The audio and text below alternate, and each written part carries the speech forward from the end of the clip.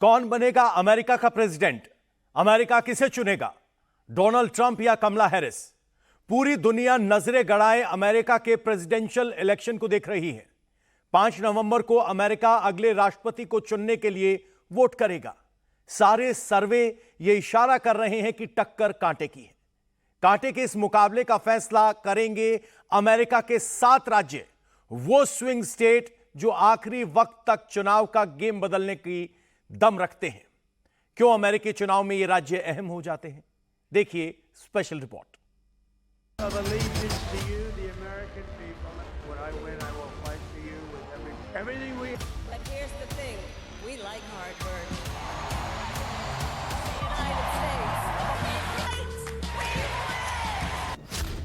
White house की race,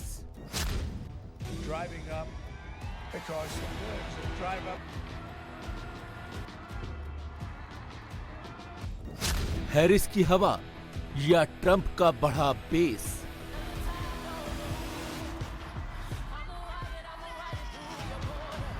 From now until election day, we will restore America's fight, and we will win.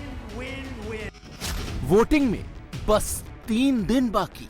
Once and for all, that this nation does not belong to them. This nation belongs to you.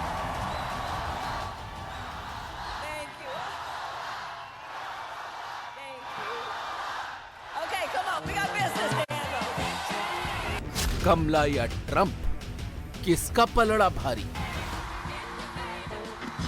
And when we fight, we win. Furthermore, I will create a new cabinet position for a senior member of my immense power to reduce the cost of living. 5 नवंबर 2024 को America के लोग अपना भविष्य तय करने जा रहे हैं। इनिशियल वोटिंग में करीब 4 करोड़ वोटर्स वोटिंग कर भी चुके हैं। वाइस प्रेसिडेंट और डेमोक्रेटिक पार्टी की उम्मीदवार कमला हैरिस और पूर्व राष्ट्रपति और रिपब्लिकन डोनाल्ड ट्रंप के बीच कैंपेन में जबरदस्त जंग चल रही है। आखिरी दौर में दोनों ने अपनी पूरी ताकत झोंक दी है। एक दूसरे पर हमले तेज हो गए हैं। मुकाबला इतना दिलचस्प है, इसे इस बात से समझिए कि कोई भी सर्वे अब तक ये नहीं बता पा रहा कि हवा किस ओर है। इस हफ्ते हुए सर्वे की कुछ रिपोर्ट्स में कमला हैरिस आगे हैं तो कुछ में डोनाल्ड ट्रंप। 538 का सर्वे ये बताता है कि कमला हैरिस ट्रंप पर 1.2 पॉइंट की मामूली बढ़त बनाए हुए हैं। हालांकि ये बढ़त धीरे धीरे कम हो रही है। एटलस इंटेल के सर्वे में ट्रंप कमला से 1 से 2% की मामूली बढ़त बनाए हुए हैं। टिप इनसाइट का सर्वे दोनों को बराबरी पर दिखा रहा है। सर्वे का ये नतीजा संकेत दे रहा है कि ट्रंप और हैरिस को लेकर अमेरिका बटा हुआ है। अब ऐसे में अमेरिका का राष्ट्रपति कौन होगा, इसका फैसला स्विंग स्टेट्स करेंगे। स्विंग स्टेट्स क्या हैं और इनकी अहमियत इतनी ज्यादा क्यों है, उसे समझने के लिए पहले आप अमेरिकी राष्ट्रपति के चुनाव की प्रक्रिया को समझ लीजिए। हर स्टेट के लोग राष्ट्रपति और उपराष्ट्रपति के लिए वोट करते हैं। लोग सीधे उम्मीदवारों को वोट नहीं करते, वो एक ऐसे समूह को वोट करते हैं जिसे इलेक्टर कहा जाता है। इलेक्टर्स की संख्या उस राज्य की जनसंख्या के हिसाब से तय होती है। आम चुनाव के बाद ये इलेक्टर राष्ट्रपति और उपराष्ट्रपति को चुनते हैं। कुल 538 इलेक्टर्स में से 270 इलेक्टर जिसे चुनते हैं वो राष्ट्रपति बनता है। अमेरिका में 50 राज्य हैं और 90 के दशक के बाद के वोटिंग ट्रेंड ने इन्हें रिपब्लिकन और डेमोक्रेट्स में बांट दिया है। वो राज्य जहां लगभग ये तय होता है कि वो रिपब्लिकन के साथ हैं, वो रेड स्टेट, और जिन राज्यों में ये तय होता है कि वो डेमोक्रेट के साथ हैं, वो blue state. Alabama, Alaska, Iowa, Kansas, Louisiana, Mississippi, Missouri, Montana, Nebraska, Texas, West Virginia, south Carolina समेत कई राज्य ऐसे हैं जो रिपब्लिकन का गढ़ माने जाते हैं, जबकि कैलिफोर्निया, कोलोराडो, डेलावेयर, हवाई, Illinois, Maryland, new Jersey, new Hampshire, New York, Oregon, Virginia, Massachusetts, new Jersey और वॉशिंगटन जैसे कई राज्य ब्लू स्टेट यानी डेमोक्रेटिक पार्टी का समर्थन करते हैं। इन राज्यों में वोटिंग ट्रेंड कई चुनावों में एक जैसा ही रहा है, इसलिए पिछले कई चुनावों में स्विंग स्टेट्स की अहमियत बढ़ गई है। स्विंग स्टेट्स वो राज्य हैं जहां की जनता का मूड समझना मुश्किल है। वो किसी एक पार्टी के पक्ष में ट्रेडिशनल रूप से वोट नहीं करते। अमेरिकी राष्ट्रपति चुनाव में इस बार 7 राज्य ऐसे हैं जो जिस पार्टी के पाले में झुक जाएंगे, राष्ट्रपति उस पार्टी का हो जाएगा। ये राज्य हैं पेंसिल्वेनिया, जहां 19 इलेक्टोरल वोट है, नॉर्थ कैरोलिना जहां 16 इलेक्टोरल वोट है, विस्कॉन्सिन जहां 10 इलेक्टोरल वोट है, नेवाडा जहां 6 इलेक्टोरल वोट है, एरिजोन जहां 11 इलेक्टोरल वोट है, जॉर्जिया जहां 16 इलेक्टोरल वोट है, मिशिगन जहां 15 इलेक्टोरल वोट है। ट्रंप और कमला हैरिस दोनों को ही पता है कि स्विंग स्टेट्स जिसकी तरफ झुके उसकी जीत की संभावना बढ़ जाएगी। इसीलिए चुनाव के इस आखिरी दौर में दोनों स्विंग स्टेट्स में ही कैंपेन में जुटे हैं। कल डोनाल्ड ट्रंप मिशिगन और विस्कॉन्सिन में थे। कमला हैरिस ने भी कल अपना पूरा दिन विस्कॉन्सिन में बिताया। दोनों ही एक दूसरे पर हमला कर रहे हैं।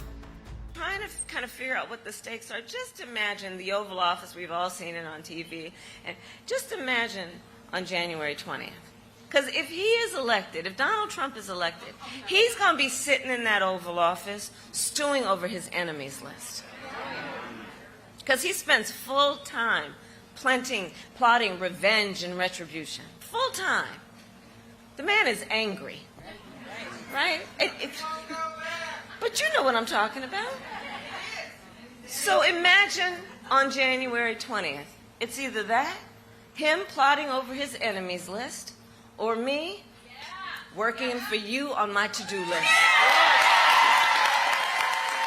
That's what we're talking about. That's what we're talking about. That's what we're talking about. Because I like hard work. Get out and vote, everybody. Don't take any chances. Because Kamala's never going to be able to do it. She won't be able to do it. Not even a thought of doing it. Doesn't know how to do it. Doesn't even know how to say to do it. We cannot take any chances. So you got to get out to vote. Trump और कमला Harris दोनों ही in swing states में इतना समय इसलिए बिता रहे हैं क्योंकि अभी तक इन राज्यों का रुझान किधर है ये तय नहीं हुआ है। पेंसिल्वेनिया में न्यूयॉर्क टाइम्स और एबीसी दोनों के सर्वे ट्रंप और कमला को बराबरी पर दिखा रहे हैं। न्यूयॉर्क टाइम्स के पोल में कमला को 47.6 और ट्रंप को 47.9% वोट मिले हैं, जबकि एबीसी पोल में कमला को 48 और ट्रंप को 49% वोट मिले। नॉर्थ कैरोलिना में ट्रंप को मामूली बढ़त मिलती दिख रही है। नॉर्थ कैरोलिना में न्यूयॉर्क टाइम्स के पोल में कमला को 48 और ट्रंप को 49%, जबकि एबीसी पोल में कमला को 47 और ट्रंप को 48% वोट मिलते दिख रहे हैं। विस्कॉन्सिन में कमला ट्रंप से आगे हैं, लेकिन बढ़त बहुत मामूली है। न्यूयॉर्क टाइम्स पोल में कमला को 49 और ट्रंप को 48% वोट मिले हैं, जबकि एबीसी पोल में दोनों को 48% वोट मिलते दिख रहे हैं। नेवाडा में भी ट्रंप और कमला बराबरी पर हैं। न्यूयॉर्क टाइम्स के सर्वे में दोनों को 48% वोट मिले हैं, जबकि एबीसी पोल में दोनों को ही 47% वोट मिले हैं। एरिजोना में ट्रंप को बहुत हल्की बढ़त मिली है। न्यूयॉर्क टाइम्स के पोल में कमला हैरिस को 47 और ट्रंप को 49% वोट मिले हैं। एबीसी पोल में कमला को 47 और ट्रंप को 49% वोट मिलते दिख रहे हैं। जॉर्जिया में भी ट्रंप आगे हैं। यहाँ न्यूयॉर्क टाइम्स के पोल में कमला को 48 जबकि ट्रंप को 49% वोट मिले हैं। एबीसी पोल में भी यही ट्रेंड है, कमला को 47 और ट्रंप को 49% वोट मिले। हालांकि मिशिगन में कमला मामूली तौर पर आगे हैं। न्यूयॉर्क टाइम्स के पोल में कमला को 49 और ट्रंप को 48, जबकि एबीसी पोल में कमला को 48 और ट्रंप को 47% वोट मिले हैं। अमेरिकी चुनाव में विनर टेक्स ऑल का फॉर्मूला लागू किया जाता है, यानी अगर पेंसिल्वेनिया की 19 सीटों में 10 कमला जीतती हैं और 9 ट्रंप, तो 19 इलेक्टोरल वोट कमला हैरिस के खाते में जाएंगे। यही वजह है कि स्विंग स्टेट्स के सर्वे में आगे होने के बावजूद ट्रंप लोगों से वोट करने की अपील कर रहे हैं। So I've come today with a message of hope for all Americans with your beautiful vote. Oh, we don't want your money. I don't want your money. I want your damn vote. Okay?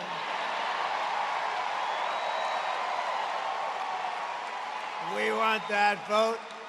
We're leading just about, I think, all 7 swing states we're leading. But don't listen to me now. Don't listen. Just pretend we're 1 down, right? We're 1 point down, please.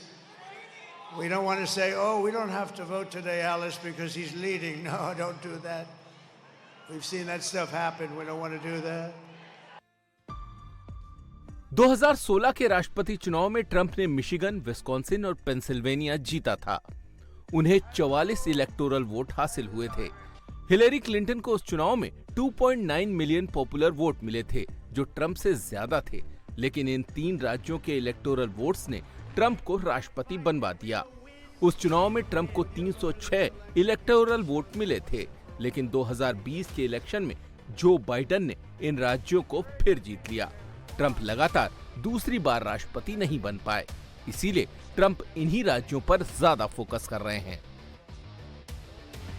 दूसरी तरफ कमला Harris को भी पता है कि अगर उन्हें राष्ट्रपति बनना है तो जीत का रास्ता इन्हीं राज्यों से होकर जाता है। वो बार बार ये बताने की कोशिश कर रही हैं कि वो आम लोगों की नेता हैं और उनके लिए काम करेंगी। I am asking for your vote. I am asking for your vote. And here is my pledge to you. Here is my pledge to you. As president, I pledge to seek common ground and common sense solutions to the challenges you face. I pledge that I am not looking to score political points. I am looking to make progress. And I pledge to listen to those who will be impacted by the decisions I make. I will listen to experts. I will listen to the people who disagree with me. Because you see, unlike Donald Trump, I don't believe that people who disagree with me are the enemy. He wants to put them in jail. I'll give them a seat at the table. That's what a democracy is about. That's what leaders do.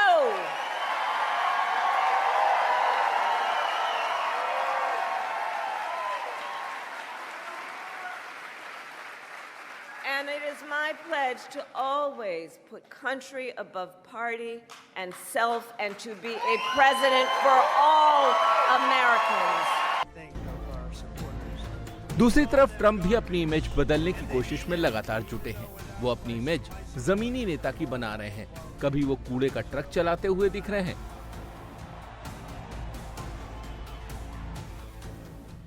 कभी वो McDonald's में मील सर्व करते हुए नजर आ रहे हैं।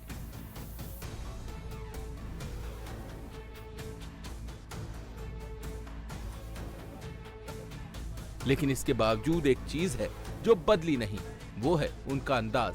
Trump का वो अंदाज जो अमेरिकी लोगों को बहुत पसंद आ रहा है। असल में अमेरिका में जिस दौर में ये चुनाव हो रहे हैं, उसमें कमला हैरिस के लिए मुश्किलें बढ़ी हुई हैं। महंगाई, अर्थव्यवस्था, रोजगार जैसे कई मुद्दे हैं जिन्हें ट्रंप अपनी इलेक्शन कैंपेन में लगातार उठा रहे हैं। अमेरिकी चुनाव में जो मुद्दे सेंटर पॉइंट पर हैं, उन पर दोनों ही उम्मीदवार अपनी अपनी राय रख रहे हैं। राष्ट्रपति चुनाव में इस बार जो मुद्दे छाए रहे, उसमें सबसे अहम है अमेरिका की अर्थव्यवस्था। दूसरा मुद्दा बढ़ती महंगाई का है। इमिग्रेशन का मुद्दा भी इस चुनाव का सेंटर पॉइंट है। महिलाओं को गर्भपात का अधिकार देने को लेकर भी दोनों पार्टियां आमने सामने हैं। जबकि अमेरिका में डेमोक्रेसी बचेगी या नहीं, इसे डेमोक्रेट्स बड़ा मुद्दा बना रहे हैं।